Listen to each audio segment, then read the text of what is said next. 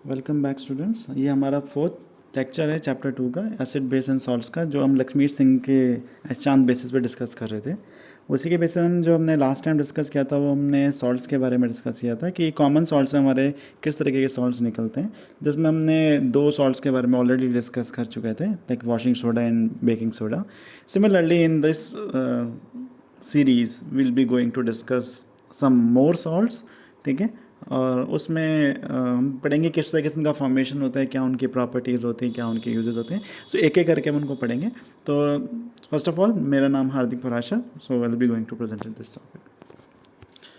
So first topic is your baking soda, right. So baking soda, अब आपको नाम से पता चल रहा है कि इट इज़ समथिंग जो आपके किसी बेक करने में यूज़ होता है। बेक करना यानी आपका कोई ब्रेड बेकिंग में, आपका केक बेकिंग में, या आपके खाने के बेकिंग में इसका यूज़ किया जाता है। बट उससे पहले हम इसकी कुछ पढ़ लेते हैं, प्रोडक्शन कैसे होता है। So first of all let's one second.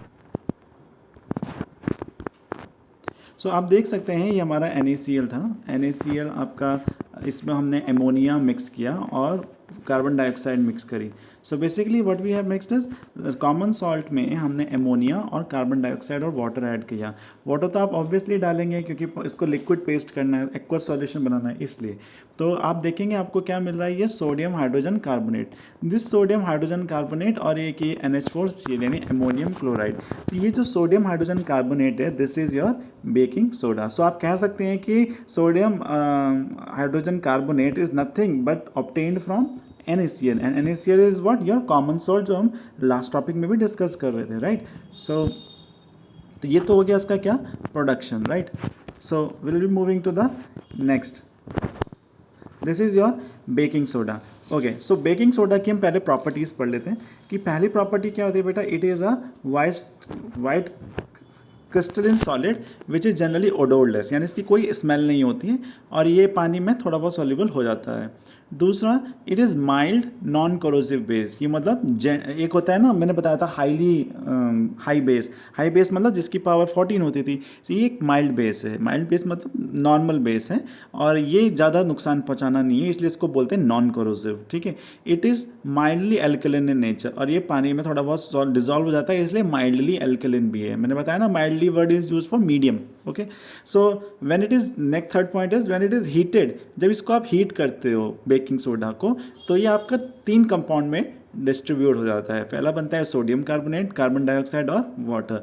अब याद रखिएगा, जब इसको हीट करने के बाद ये आपका कार्बन डाइऑक्साइड इसमें से जो निकलती है, इस कार्बन डाइऑक्साइड को हम कई बार बेकिंग के यूज़ में भी यूज़ करते हैं, जो आपका फुलाने का काम करता है, उसमें भी इसका यूज़ किया जाता है। जब ब्रेड फुलाना हो या केक फुलाना हो, तो उसमें ये कार्बन डाइऑक्साइड का गैस यूज़ होती है। तो आप देख सकते हैं सोडियम बाइकार्बोनेट, इसकी रिएक्शन भी नीचे दी गई है थर्ड प्रॉपर्टी की।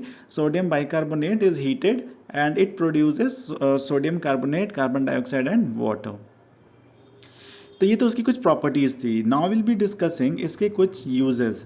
तो पहला यूज़ ये होता है कि बेटा, ये सबसे पहले क्योंकि ये बेस है तो इसको एसिडिटी के में भी रिमूव करने के लिए यूज़ किए जाते हैं इन स्टमक फॉर इन मैंने बताया भी था ये आपका, जब मैं आपको न्यूट्रलाइजेशन रिएक्शन सिखा रहा था तो उसमें मैंने बताया भी था कि हम इस बेस का यूज़ करते हैं स्टमक में इनो की तरह, ठीक है, तभी इंडाइजेशन का प्रोसेस हो।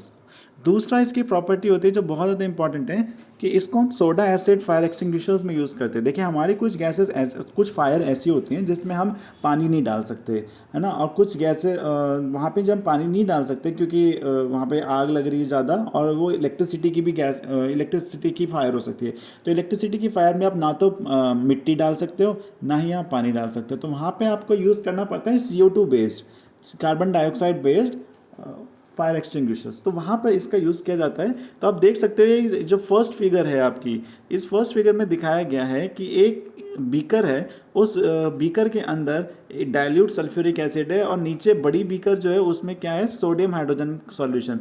यही फोटो इसको थोड़ा अच्छे से सेकंड फोटोग्राफ में दिखाया गया है कि जो येलो कलर का सॉल्यूशन है, it is nothing but a sodium hydrogen carbonate, यानी बेकिंग सोडा डाला हुआ है। और जो छोटी सी जो बोतल है, उस छोटी सी बोतल में क्या है, H2SO4 है। अब क्या होता है, जब ऊपर से ये रेड कलर का नोजल दिख रहा है, हैंडल दिख रहा होगा, जब इसे प्रेस करते हैं तो ये H2SO4 और ये सोडियम कार्बोनेट मिक्स हो जाते हैं, जो ये रिएक्शन में भी दिखाया है। और ये क्या प्रोड्यूस करते हैं, Na2SO4 plus 2H2O plus carbon dioxide. ये जो कार्बन डाइऑक्साइड होती है ये और कुछ नहीं आपकी आग बुझाने में काम करती है। ये क्या करती है, उस आग जहाँ पे भी आग लगी होगी उसके ऊपर एक कवर फॉर्म कर लेती है। जैसे आप इस नोजल के साथ इसको फैलाओगे इधर उधर तो ये सारी की सारी आग के ऊपर अपना कवर अप कर लेती है और ये आग बुझाने में इसका काम होता है। तो ये तो इसका दूसरा यूज हो गया, यानी it can be use in a soda acid fire extinguishers by mixing baking soda and acid, it give rise to Na2SO4 H2O plus carbon dioxide, और ये कार्बन डाइऑक्साइड आग बुझाने का काम आती है। Now coming to the second salt in this series that is called bleaching powder. Bleaching powder को पढ़ने से पहले हमें पता होना चाहिए दो चीज़। पहले ध्यान से सुनिएगा, मैं ब्लीचिंग एजेंट की बात कर रहा हूँ ना कि पाउडर की। तो ब्लीचिंग एजेंट जो होता है उसका काम होता है बेटा किसी कपड़े में से कलर निकालने का काम हो गया। कहे कपड़े में से कलर निकालने का, या जो बहुत स्ट्रॉन्ग डस्ट होती है या डर्ट, अगर कोई दाग धब्बा चिपक गया तो वहाँ पे ब्लीचिंग पाउडर का यूज़ किया जाता है। तो जनरली क्या काम करता है ब्लीचिंग एजेंट, किसी कपड़े को कोई रंग रंगा हुआ है तो उसका कलर फेड करने का काम से करता है। दूसरी चीज़ होती है डिसइंफेक्टेंट। तो डिसइंफेक्टेंट का काम होता है किसी भी चीज़ में से जर्म्स और बैक्टीरिया को किल करना। तो दोनों का डिफरेंस आपको पता होना चाहिए। ये क्यों पता होना चाहिए हम आगे बताएंगे जब हम इसके यूजेस पढ़ेंगे। तो चलो अब बेकिंग सोडा के बारे में, सॉरी ब्लीचिंग पाउडर के बारे में पढ़ते हैं। सबसे पहले देखते हैं कि प्रोड्यूस कैसे होता है। तो इसका बहुत सिंपल प्रोसेस है। जो आपका स्लेक लाइम होता है CaOH2, तो CaOH2 में से हम अगर क्लोरीन गैस पास कर दें तो आपका क्या बनता है CaOCl2 यानी calcium oxychloride. Calcium oxychloride is nothing just a bleaching powder बेटा, और साथ में पानी प्रोड्यूस होता है। तो याद रखिएगा स्लेक लाइम में से आपको क्लोरीन गैस पास करनी है तो आपका क्या बन जाएगा, ब्लीचिंग पाउडर। तो अब आते हैं इसकी प्रॉपर्टीज़ के बारे में। आई थिंक यहाँ तक आप सबको क्लियर हो रहा होगा। तो पहली प्रॉपर्टी इसकी होती है कि ये एक वाइट कलर का पाउडर होता है बेटा, जिसकी स्मेल में, क्योंकि इसमें क्लोरीन गैस होती है, जैसे आप पीछे भी देख सकते हो इसमें हमने क्लोरीन गैस मिलाई थी। तो क्लोरीन गैस मिलाने की वजह से इसमें स्मेल जो आती है वो क्लोरीन गैस की आती है। तो पहली प्रॉपर्टी ये वाइट कलर का पाउडर है और स्मेल कैसे देगा, क्लोरीन की जैसी। और ये कोल्ड वाटर में सॉल्यूबल होता है, लेकिन ध्यान रखें इसका कुछ पार्ट ऐसा भी होता है जो इनसॉल्यूबल रह जाते हैं, यानी जो मिल नहीं पाता। तो जो पार्ट मिल नहीं पाता वो बीकर में नीचे की साइड एंड में बैठ जाता है, तो it left behind at the bottom of the beaker. Third property ये है कि ये जो हमारा बना कैल्शियम ऑक्सीक्लोराइड, इसको कई बार कैल्शियम हाइपोक्लोराइड भी बोलते हैं। तो ये जो ब्लीचिंग पाउडर बना ये कभी कभी डाइल्यूट एसिड के साथ रिएक्ट करके ये हमारी क्लोरीन गैस भी प्रोड्यूस करता है। ध्यान रहे बेटा, ये बहुत थर्ड वाली प्रॉपर्टी बहुत इंपॉर्टेंट है। थर्ड वाली इंपॉर्टेंट क्यों, इसको हम नेक्स्ट स्लाइड में हम डिस्कस करेंगे। अभी इतना समझिए कि bleaching powder when react with acid it produces salt plus H2O plus chlorine gas. और ये जो क्लोरीन गैस यूज होती है यही क्लोरीन गैस आपका ब्लीचिंग एजेंट होता है। जो हमने अभी पीछे पढ़ा था कि ब्लीचिंग एजेंट और डिसइंफेक्टेंट में डिफरेंस, तो वो जो मैंने बताया था ब्लीचिंग एजेंट, तो bleaching agent is nothing but just ये जो क्लोरीन गैस आप देख सकते हो 2H2O प्लस 2Cl लिखा है नीचे रिएक्शन में, तो ये 2Cl है, ये नथिंग और बट क्या है, ब्लीचिंग एजेंट है। ये क्या करता है देख सकते हो, ये ब्लैक कलर की टी शर्ट है, ये पहले ब्लैक कलर की थी ऊपर से और नीचे के साइड इन्होंने ब्लीचिंग पाउडर डाल दिया, देख भी सकते हो ये पिंक कलर की डिब्बी से। तो ये क्या हो गया आपका इसका कलर नीचे वाले एरिया का फेड हो गया। तो ये chlorine gas is nothing but is used as to fade the colours और आपका डस्ट रिमूव करने का भी काम करता है। तो इसकी दूसरी प्रॉपर्टी थी बेटा। अब आ जाते हैं इसके यूजेस क्या है। तो इसका यूज़ होता है डर्टी क्लॉथ्स में से, जो हमारी लॉन्ड्री में जब हम अपने कपड़े को धुलने के लिए डालते हैं तो जो कॉटन और लिनन के कपड़े होते हैं तो उसमें ब्लीचिंग पाउडर का यूज़ करके क्या करते हैं आपका उसमें से जो डस्ट और डर्ट होती है वो निकाल देते हैं। लेकिन याद रखिए कि कुछ कपड़ों पे ये सूट नहीं करता, तो इसलिए कई बार जब आपके नए कपड़े आते हैं तो उन पर लिखा भी होता है उनके टैग्स पे do not use a bleaching powder, क्योंकि वो कपड़े रंग छोड़ सकते हैं, लेकिन हो सकता है कॉटन का और लिनन के कुछ कपड़े कलर ना छोड़ें, इसलिए ब्लीचिंग पाउडर को उनमें यूज़ किया जा सकता है बट और कपड़ों में नहीं जिसमें लिखा जिस पे मना हो उसमें यूज़ नहीं करना चाहिए। दूसरा है इसको डिसइंफेक्टेंट की तरह भी यूज़ किया जाता है। अब याद रहे ये डिसइंफेक्टेंट को किसको डिसइंफेक्टेंट की तरह यूज़ किया जाता है, ब्लीचिंग पाउडर को, ना कि ब्लीचिंग एजेंट को। तो ब्लीचिंग पाउडर को जब हम यूज़ करते हैं वाटर में डाल देंगे तो वो पानी पीने लायक हो जाता है। अच्छा याद रहे ये जो नीचे मैंने ये फोटोग्राफ दिखाई है इसका कोई रिलेशन नहीं है, जस्ट आपको थोड़ा सा एंटरटेन करने के लिए था। सो इस फोटो का ये जो फिगर है इसका कोई यूज़ नहीं है, जस्ट आपको एंटरटेन करने के लिए था। अब आ जाते हैं इसके यूजेस। अभी इसका पहला यूज़ जो होता है बेटा, ये क्लोरोफॉर्म बनाने का काम होता है। क्लोरोफॉर्म तो आप सबको पता चल रहा होगा, ये किसी को भी नाक में आप लगा के सूंघा दो वो ऐसे ही बेहोश हो जाएगा जैसे ये फोटो में दिखाया गया है। तो पहला यूज़ ब्लीचिंग पाउडर का क्या है कि ब्लीचिंग पाउडर से हम क्लोरोफॉर्म बना सकते हैं। दूसरा इसका यूज़ होता है जैसे आपके वुलन क्लॉथ्स होते हैं, वो सुकड़े ना, अनश्रिकेबल बनाने के लिए, ताकि धोने के बाद वो सुकड़ ना जाए। तो क्या करते हैं, जब फैक्ट्री में इनको वुलन क्लॉथ्स बनाते हैं तो उन्हें ब्लीचिंग पाउडर से ट्रीट करते हैं, उनमें उनको मिक्स करते हैं ताकि वुलन क्लॉथ्स बाद में सुकड़े ना धुलने के बाद। ठीक है, तो इसके दो यूजेस हमने पढ़ लिए आपके, नहीं हमने ज़्यादा पढ़ लिए, 4 यूजेस पढ़ लिए, 2 तो ये थे और 2 ये थे, 4 यूजेस आपके ब्लीचिंग पाउडर के हो गए। Now coming to your plaster of Paris, this is the last in fact your topic of acid base and salts. तो ये जो प्लास्टर ऑफ पेरिस होता है ये आपका यूज़ किया जाता है, देख सकते हो, एक सीलिंग वॉल्स में, सीलिंग्स में, और दूसरा यूज़ किया जाता है इन योर, ये देख भी सकते हो, ये प्लास्टर लगाने में किसी के। हालांकि इसको बारे में हम डिटेल में अब आगे इसके यूजेस बाद में पढ़ेंगे, जस्ट फोटोग्राफ। आगे बढ़ते हैं इसके इंट्रोडक्शन के बारे में। पहले होता क्या है ये प्लास्टर ऑफ पेरिस जो होता है बेटा, it is a chemical compound consisting of fine white powder which hardens when expose to moisture and allowed to dry. Its chemical formula is CaSO4 dot half H2O, 1/2 है ये H2O, and is better known as calcium sulphate hemihydrate. देखिए ये plaster of Paris जो होता है ये एक white colour का पाउडर होता है, ठीक है, जो सारे अभी तक जितने सॉल्ट्स पड़े वो सारे वाइट कलर के ही होते हैं, तो ये भी वाइट कलर का एक पाउडर होता है।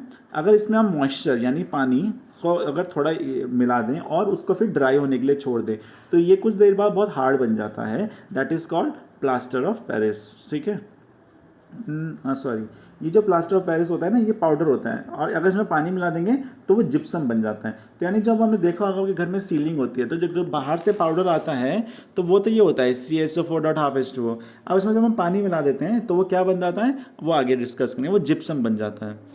अभी ये प्रोड्यूस कैसे होता है, तो याद रखिएगा जो आपके खान वगैरह होती है जहाँ से माइंस होती है, तो माइंस से ही जिप्सम निकलता है, उसको हीट करते हैं और हीट करने के बाद हमें क्या मिलता है CaSO4 डॉट हाफ H2O। इसको कॉमनली क्या बोलते हैं, POP भी बोलते हैं। अभी इतना समझ में आया नहीं आया? Plaster of Paris is nothing but a white fine powder जिसमें अगर हम पानी डाल देंगे तो ये क्या हो जाता है, ये आपका जिप्सम में कन्वर्ट होता है। और अगर कोई पूछे ये मिलता किससे है, तो ये मिलता भी आपको किससे, जिप्सम से ही मिलता है। आगे डिस्कशन में देखते हैं। तो पहले आते हैं प्रिपरेशन। तो होता क्या है, प्लास्टर ऑफ पेरिस को हम क्या करते हैं, जिप्सम को हीट करते हैं, और जिप्सम का फॉर्मूला क्या होता है, ये नीचे देख सकते हो CaSO4 डॉट 2H2O। अब हम नीचे देखो क्या लिखा है, एक एरो लगा के लिखा हुआ है कि हीट करना है इसको 373 केल्विन पे। जब आप इसे हीट करेंगे तो आपको क्या मिलेगा, CaSO4 dot half H2O plus 3/2 H2O। तो ये आप देख रहे हो कि ये 3/2 मॉलिक्यूल मोल्स ऑफ H2O तो लॉस हो गया। बाकी जो ये बचा आपका प्लास्टर ऑफ पेरिस, ये आपके पाउडर के फॉर्म में पैक होके आपके घरों में आ जाता है।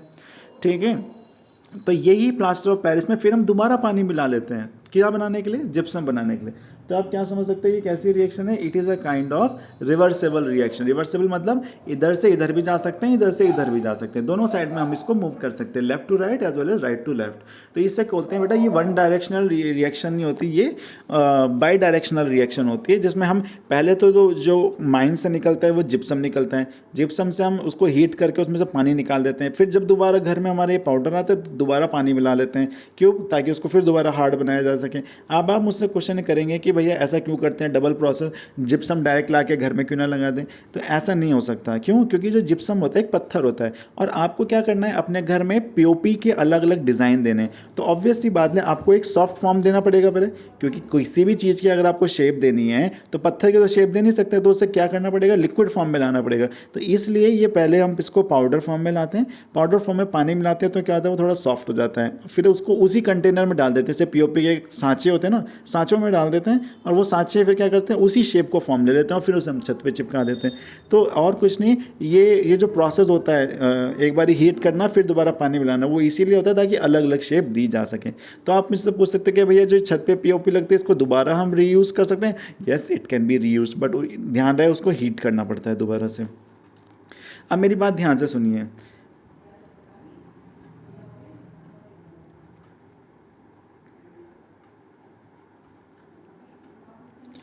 एक इम्पॉर्टेंट पॉइंट है, ये आपके सिलेबस में नहीं है बट मैं अपनी तरफ से करा देता हूँ. During this process care should be taken not to heat the gypsum above 373 Kelvin, because if gypsum is heated beyond a temperature 373 Kelvin, then all the water of the crystallization is removed from it, which results in anhydrous calcium sulfate, which is also called as dead burnt plaster. The disadvantage of this dead burnt plaster is that it does not set like plaster of Paris after adding in water. अब ध्यान से समझिए ये क्या कहना चाह रहे हैं.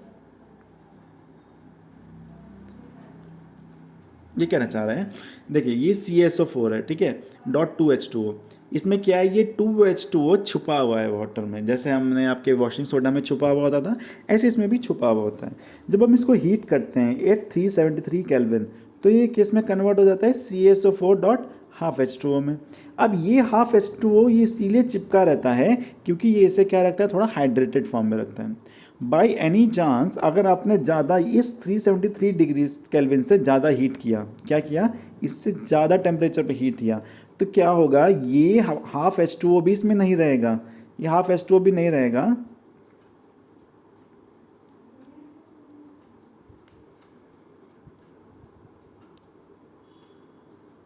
क्या होगा फिर, ये जिप्सम को अगर आपने 373 से ग्रेटर देन यानी ग्रेटर देन 373 केल्विन से ज़्यादा अगर हीट किया, तो ये इसमें से जो हाफ H2O था वो भी लॉस्ट हो जाएगा और ये 2H2O बिल्कुल अलग हो जाएगा. और हम ऐसा चाहते नहीं, क्योंकि अगर ये ऐसा हो गया तो इसमें अगर आप जब घर लाने पे दोबारा पानी डालोगे ना, वही POP को थोड़ा गीला करके उसकी शेप देने के लिए, तो वो दोबारा फिर सेट नहीं होनेगा, मतलब दोबारा सॉलिड फॉर्म में नहीं आनेगा. इसलिए फैक्ट्रीज़ में क्या होता है, बड़ा ध्यान रखा जाता है जहाँ पे ये POP बनाई जाती है कि जो वो टेम्परेचर है वो 373 केल्विन ही रहे, क्योंकि अगर उससे ऊपर चले जाएगा तो उसमें से जो हाफ H2O था ना वो भी लॉस हो जाएगा और सिर्फ ये CaSO4 बचेगा. और CaSO4 में आप पानी मिलाने के बाद सोचो कि दोबारा सॉलिड फॉर्म में आ जाए, यानी दोबारा वैसी आ जाए जैसे POP हार्ड हो जाती हैं, तो वो नहीं होगा. इसलिए इस चीज़ का बड़ा ध्यान रखा जाता है कि ये इसमें से हाफ H2O लॉस ना हो. आई थिंक आपको ये क्लियर हो गया होगा. ये इसलिए बताया मैंने ताकि आपको पता होना चाहिए कि वाई 373 केल्विन. कभी सिलेबस में तो नहीं है लेकिन कहीं बाहर पूछ ले तो पता होना चाहिए, राइट. आगे बढ़ते हैं.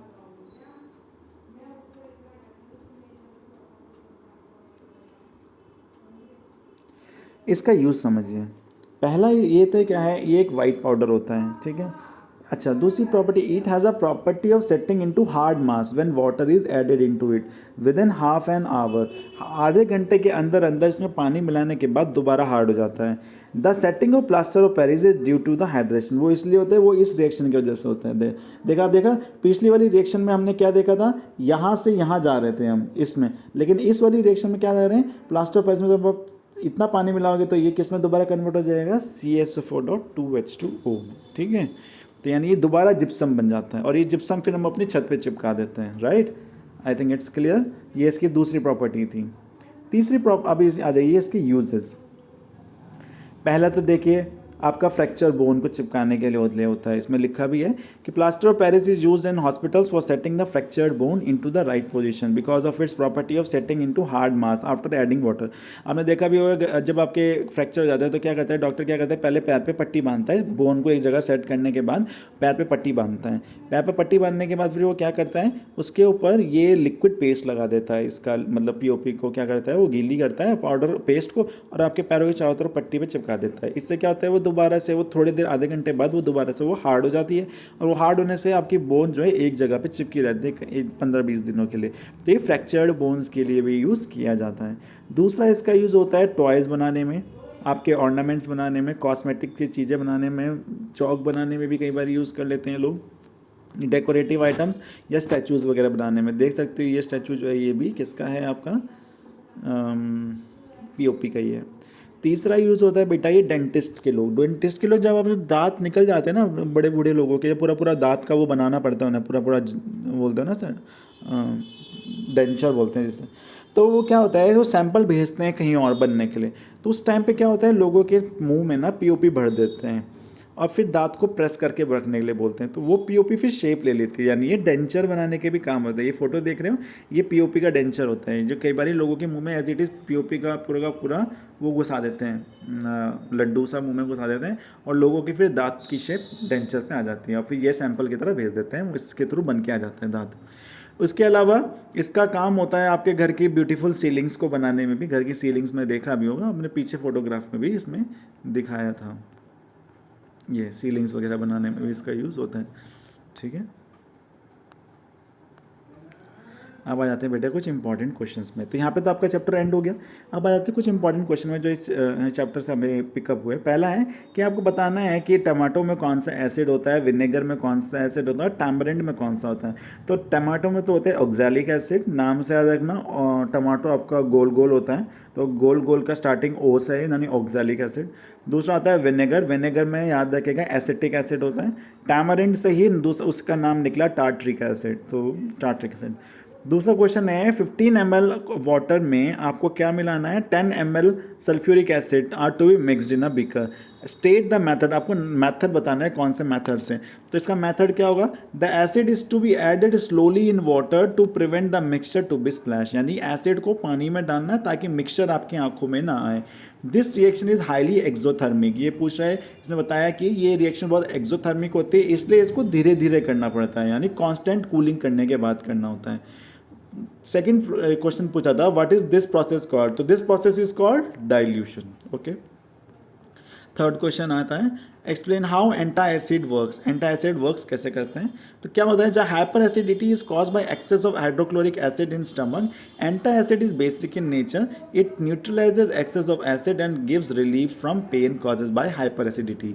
यानी कि आपके जो पेट में होता है ना, वो हाइड्रोक्लोरिक एसिड जब बहुत ज़्यादा निकलता है, तो एंटा एसिड क्या करता है, वो बेसिक इन नेचर होता है, तो वो क्या करता है, उसको न्यूट्रलाइज कर देता है एसिड्स को, और आपको बहुत जल्दी रिलीफ भी देता है, और वो आपके एसिडिटी से प्रोटेक्ट करता है। अब आता है ऑल फैक्ट्री, डिफाइन करिए ऑल फैक्ट्री इंडिकेटर्स क्या होते हैं। दो substances whose smell changes in acidic और basic medium are called olfactory indicator. तो ऑल फैक्ट्री इंडिकेटर कौन होते हैं, जो आपकी स्मेल के थ्रू आपका बताता है कि एसिड है या बेस है, वो आपका ऑल फैक्ट्री इंडिकेटर्स होते हैं। जैसे मैंने बताया था ना, कलर के बेसिस पे भी इंडिकेटर्स होते हैं, ऐसे ही आपका स्मेल के बेसिस पे जो इंडिकेटर्स होते हैं उन्हें बोलते हैं हम ऑल फैक्ट्री इंडिकेटर्स। ठीक है, इनके एग्जांपल क्या है, ऑनियन एंड वेनिला। फिर दूसरा आता है H2SO4 एंड HNO3। दूसरा ऊपर बी पार्ट क्वेश्चन पूछा था, choose strong acid from the following. तो CH3COOH, H2SO4, H2CO3 और HNO3। तो इसमें से जो H2SO4 और HNO3 है ये स्ट्रॉन्ग है, बाकी के जो CH3COOH है और H2CO3 है ये क्या है, वीक एसिड है। अब आप पूछेंगे भैया पहचाने कैसे कि स्ट्रॉन्ग कौन सा है, वीक कैसा है। तो याद रखिए ये 6-7 ये एसिड है जो एग्ज़ाम में पूछे जाते हैं। अब इसको तो हम कोई फार्मूला नहीं है इसको पहचानने का, इनका तो सिर्फ और सिर्फ वही तरीका है प्रैक्टिकल मेजर से, तो आपको याद ही करने पड़ेंगे। इसमें कोई ऐसा कोई वो तरीका नहीं है जिसके थ्रू ये आप कहें कि ये है ये प्रैक्टिकली प्रूव्ड है, इसलिए इनको हम क्या कहते हैं, strong acid and weak acid, और ये आपको लर्न करने पड़ेंगे। फिफ्थ क्वेश्चन है कि a white coloured powder is use by doctors for supporting fractured bones, write chemical name and formula of the powder. दूसरा question, when this white powder is mixed with water a hard solid mass is obtain, write balanced chemical equation for the change. तो पहले वाला तो ये पूछा है बेटा कि ये वाइट केमिकल पाउडर क्या है और इसका फॉर्मूला बताओ। तो इसका तो white chemical powder is nothing but calcium sulphate hemihydrate, और इसको हम क्या बोलते हैं, POP। हेमीहाइड्रेट मतलब हाफ H2O, इसलिए इसे हेमीहाइड्रेट बोलते हैं। ठीक है, और इसका फॉर्मूला लिखा है CaSO4.12H2O। उसके आगे फिर सेकंड पार्ट पूछता था कि इसमें अगर पानी मिला दे तो क्या बनता है। तो CaSO4.12H2O में हमने क्या मिला दिया, 3/2H2O, तो क्या बन रहा है CaSO4.2H2O, that is nothing but a gypsum. Next question, explain the action of dilute HCl on the following with chemical equation.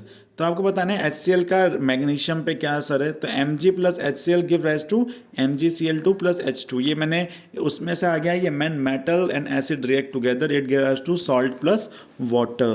Sorry salt plus hydrogen, तो उसका रिएक्शन का एग्जांपल है। ऐसी NaOH है, तो NaOH और HCl रिएक्ट कर रहे हैं, तो ये कौन सी इक्वेशन है? ये एक न्यूट्रलाइजेशन रिएक्शन है ना, एंड क्योंकि बेस और एसिड रिएक्ट कर रहे हैं तो सॉल्ट और वाटर बना रहे हैं, NaCl प्लस H2O। तीसरा बेटा क्या है? Crushed egg shell. तो आपको पता होना चाहिए crushed egg shells is nothing but a CaCO3 यानी कैल्शियम कार्बोनेट। तो मैंने बताया भी था मेटल कार्बोनेट्स को जब हम एसिड के साथ रिएक्ट कराते हैं तो क्या बनता है? Salt plus H2O plus CO2। तो वही बनेगा इसमें भी, calcium carbonate plus HCl plus CaCl2, sorry give rise to CaCl2 plus H2O plus CO2। तो इससे समझ जाइए ये इस क्वेश्चन में तीनों प्रॉपर्टीज कवर अप हो गई जो हमने पहले डिस्कस करी थी।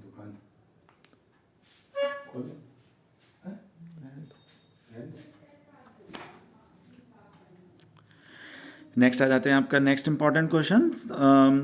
ये पूछ रहा है रीजन देना है। पहला क्वेश्चन क्या है? Tap water conduct electricity where as distil water does not. तो इसका आंसर क्या होगा?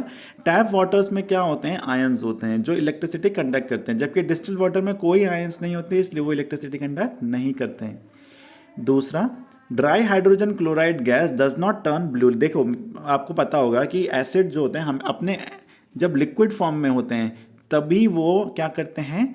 एसिड जब लिक्विड फॉर्म में होते हैं तभी वो ब्लू लिटमस को रेड में कन्वर्ट करते हैं। तो ये पूछ रहा है कि क्या dry HCl gas blue litmus को रेड कर पाएगी? और दूसरा कह रहा है वेर एज डाइल्यूट, अगर वो लिक्विड फॉर्म में है तो वो कर देती है।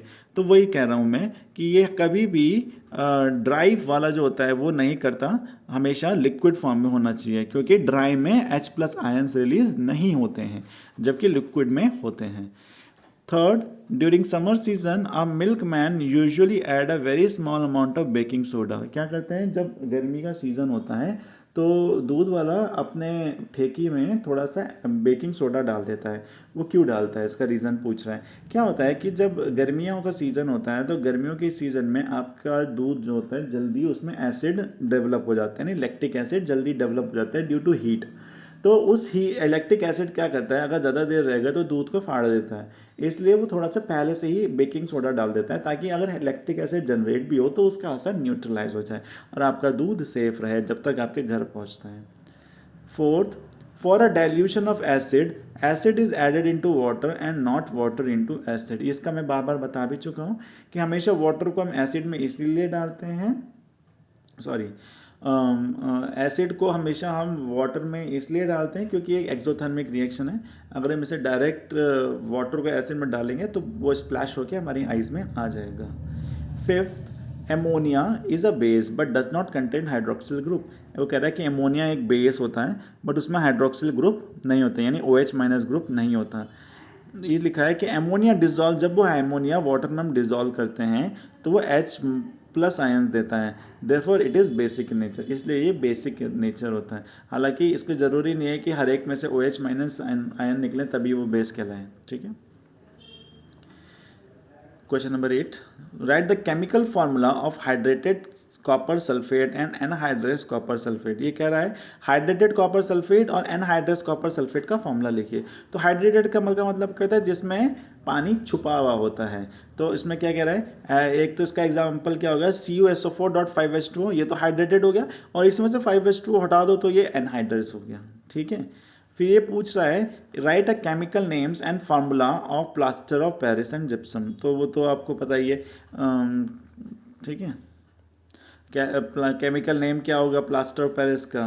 कैल्शियम सल्फेट हेमीहाइड्रेट है, और जिप्सम का क्या होगा? कैल्शियम सल्फेट डाइहाइड्रेट, क्योंकि 2 मॉलिक्यूल्स है उसमें डाइहाइड्रेट हो जाएगा।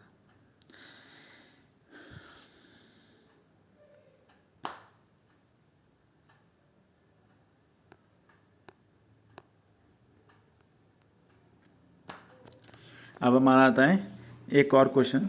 इक्वल लेंथ ली गई है मैग्नीशियम रिबन की और उनको 2 टेस्ट ट्यूब में डुबोया गया, A एंड B में। H2SO4 is added. अब एक बीकर A में क्या है? H2SO4, और बीकर 2 में क्या है? H2CO3। ठीक है। अब ये कह रहा है आइडेंटिफाई द टेस्ट ट्यूब जिसमें रिएक्शन बहुत तेज होगी, विग्रस होगी। तो ऑब्वियस सी बात है जिसमें H2SO4 होगा उसमें तेज होगी, क्योंकि H2SO4 एक स्ट्रॉन्ग एसिड है, जबकि B एक कार्बोनिक एसिड है H2CO3, उसमें रिएक्शन इतनी स्ट्रॉन्ग नहीं हो क्योंकि वो एक वीक एसिड है ना। तो test tube A will be have a vigorous action. दूसरा बोल रहा है give reasons to support your answer, तो इसका सपोर्ट क्या होगा, नीचे लिख दिया, it is a because H2SO4 is a strong acid. Fourth third question क्या है, name the gas liberated in both the test tube, दोनों ही गैस में, दोनों ही केस में कौन सी गैस निकलेगी, हाइड्रोजन गैस ही निकलेगी, क्योंकि metal react with acid give rise to salt plus hydrogen gas, तो इसमें भी हाइड्रोजन गैस ही निकलेगी। ठीक है, और ये पूछा how will you prove it's liberation, और उसका प्रूव कैसे करोगे, तो मैंने पहले बता भी रखा है कि हाइड्रोजन गैस को जब पास में लाओगे कैंडल को तो क्या होगा, पॉपिंग साउंड देगा, तो इसका आंसर वही लिखना पड़ेगा, it will give a popping sound when bring burning candle near to it, right. Now D कह रहा है राइट इक्वेशन, इक्वेशन लिखना है नहीं, Mg प्लस H2SO4 क्या होगा, MgSO4 प्लस H2, और कार्बोनिक एसिड के लिए क्या होगा, Mg plus H2CO3 is MgCO3 plus H2। आपको पूछ रहा है ये which one will have lower pH value, इसमें से किसकी लो pH वैल्यू लोअर होगी, तो ऑब्वियस सी बात है SO4 will have lower pH value, क्योंकि जितना लो pH होता है उतना स्ट्रॉन्ग एसिड होता है ना, लोअर, और फिर पूछा है लोअर H प्लस कंसनट्रेशन, यार देखो ये दोनों इसमें कंफ्यूज मत होना, लोअर pH वैल्यू का मतलब होता है कि pH की वैल्यू, और वो पूछा है लोअर H कंसनट्रेशन, यानी H प्लस आयंस किस में कम रिलीज होंगे, तो ऑब्वियस सी बात है आपका किस में कम रिलीज होंगे, H2CO3 में, क्योंकि वो वीक एसिड है इसलिए उसमें lower H plus ion concentration होगी, है ना। कंफ्यूज मत होना बेटा, ये दोनों क्वेश्चन में लोअर pH और लोअर H प्लस कंसनट्रेशन में, ध्यान से देख लीजिएगा।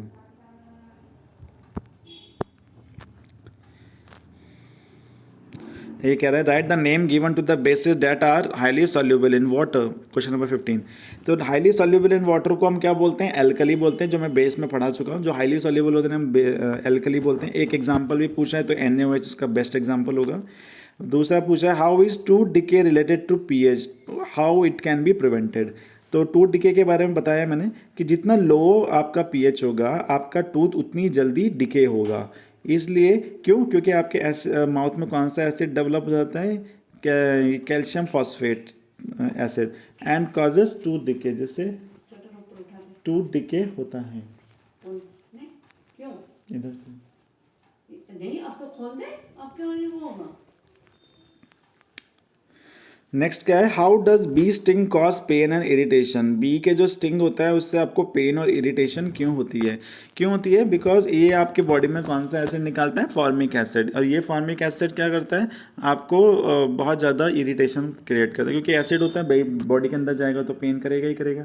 अभी पूछा है कि रबिंग, अगर हम बेकिंग सोडा पर रब करेंगे तो आंसर क्यों, रिलीफ क्यों मिलता है, तो ऑब्वियस सी बात है जब हम अगर बेकिंग सोडा रब करेंगे तो बेकिंग सोडा एक बेस होता है और आंट के स्टिक में एसिड होता है, तो एसिड और बेस एक दूसरे को क्या करेंगे, न्यूट्रलाइज कर देंगे, ये मैंने पहले भी लेक्चर में बताया आपको I guess.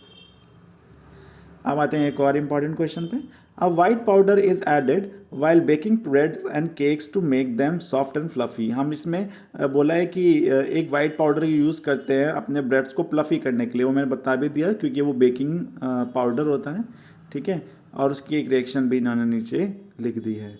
I hope it is clear. Next है sodium hydrogen carbonate is a basic salt, justify the statement, how is it converted into washing soda. देखिए सोडियम हाइड्रोजन कार्बोनेट जो होता है ये एक स्ट्रॉन्ग बेस और वीक एसिड से निकला हुआ होता है। स्ट्रॉन्ग बेस कौन सा, सोडियम हाइड्रोक्साइड, और एक वीक एसिड कौन सा, कार्बोनिक एसिड का, तो ऑब्वियस सी बात है जो सॉल्ट होगा वो बेसिक सॉल्ट होगा, ठीक है, तो ये तो इसका जस्टिफाई कर दिया हमने, ठीक है। How is it converted to washing soda, और इसको वॉशिंग सोडा में कैसे कन्वर्ट किया जाता है, तो और कुछ नहीं करना है आपको, क्या करना है इसको, it is converted into washing soda by heating, इसको आपको बस हीट करना है, और हीट करोगे तो आपको क्या मिलेगा, Na2CO3, ठीक है, प्लस CO2 प्लस H2O, ये एरो गलत लग गया मेरे से, ठीक है। आगे बढ़ते हैं 9th वाला। So I think all this question you can go through. Any doubt you can ask me through. ये वाला क्वेश्चन भी ऐसे ही है, explain why hydrochloric acid is a strong acid and acetic a weak acid. Obvious सी बात है answer एक यही होगा, HCl को जब हम एक्वा सॉल्यूशन में रहेंगे तो वो बहुत जल्दी आयोनाइज हो जाता है, जबकि एसिटिक एसिड को जब हम पानी में डालेंगे तो वो पार्शली आयोनाइज होगा, यानी कम आयोनाइज होगा, कम H+ आयंस देंगे, इसलिए वो वीक होगा, ठीक है। Explain Y aqueous solution of N acid conduct electricity. Second question पूछा बिकॉज बेटा जितने भी एसिड होते हैं जब हम एक्वस सॉल्यूशन बनाते हैं तो वो अपने H प्लस आयंस को रिलीज करते हैं, ठीक है। तो H प्लस आयन को रिलीज करने की वजह से ही ये आपका एक्वस सॉल्यूशन में ही कंडक्ट करता है, ठीक है। थर्ड इसका आ गया आपका क्या है, arrange the you have 4 solution A B C and D, pH of A is 6, B का 9, C का 12 एंड D का 7। अभी पूछ रहा है इसमें से मोस्ट एसिडिक कौन सा है, तो मोस्ट एसिडिक कौन सा होगा, A होगा, A will be more acidic. और फिर ये पूछ रहा है arrange the above 4 solution in the increasing order of H plus ion concentration. H plus ion concentration में इसको अरेंज करना है। तो सब ऑब्वियस सी बात है, सबसे ज़्यादा किसका होगा, A का होगा, तो A सबसे लास्ट में आएगा क्योंकि इंक्रीजिंग ऑर्डर है, सबसे बड़ा सबसे लास्ट में आएगा। उसके बाद फिर किसका होगा, D होगा, फिर उससे कम किसका होगा आपका B का होगा एंड देन योर C। तो order will be C B D A। अभी पूछ रहा है last C of question, state the change in colour of pH paper on dipping in solution C and D. अगर हम pH paper को सी में डालेंगे तो आपका क्या होगा, pH paper will turn blue, है ना, और डी में डालोगे तो वो उसका कलर क्या हो जाएगा, ग्रीन, क्योंकि न्यूट्रल का कलर क्या होता है, ग्रीन। ओके,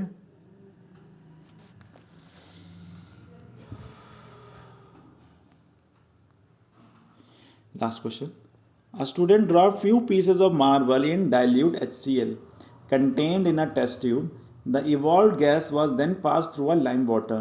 फिर उसने क्या किया, एक कुछ पीसेस मार्बल के HCl एसिड में डाले और उसको फिर उसने टेस्ट ट्यूब में देखा। The evolved gas was then pass through a water, उसको फिर जो गैस निकली उसको लाइम वाटर में से पास किया गया। आप उस कलर में, लाइम वाटर के कलर में क्या चेंज हुआ वो आपको बताना है। व्हाट विल हैपन अगर ये ज़्यादा गैस पास करेंगे तो देखिए इस CaCO3 को जब HCl से रिएक्ट करा है तो CaCl2 plus H2O plus CO2 निकली।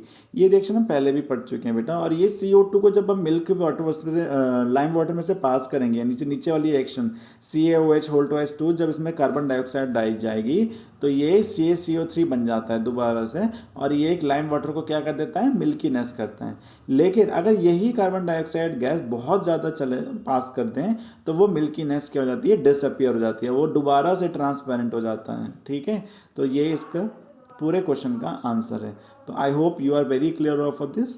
सो आपके उसमें बेसिकली ऊपर की जो 2 रिएक्शन है वो ज़्यादा इंपॉर्टेंट है, ठीक है, और नीचे की जो स्टेटमेंट है, सबसे लास्ट वाली रिएक्शन इतनी इंपॉर्टेंट नहीं है, so you can skip that. So I think this chapter is clear to all of you. ये जितने भी क्वेश्चन मैंने इसमें लिखवाए हैं ये it should be written into your notebook, ठीक है। दैट विल आपको जल्द से जल्द इनको कॉपी करके आपको मेरे को अपनी कॉपी में मेरे को सेंड करना है। So that's it for today. Will discuss the rest of the topic, मतलब new chapter from tomorrow onwards. Till then take care, stay healthy, stay safe.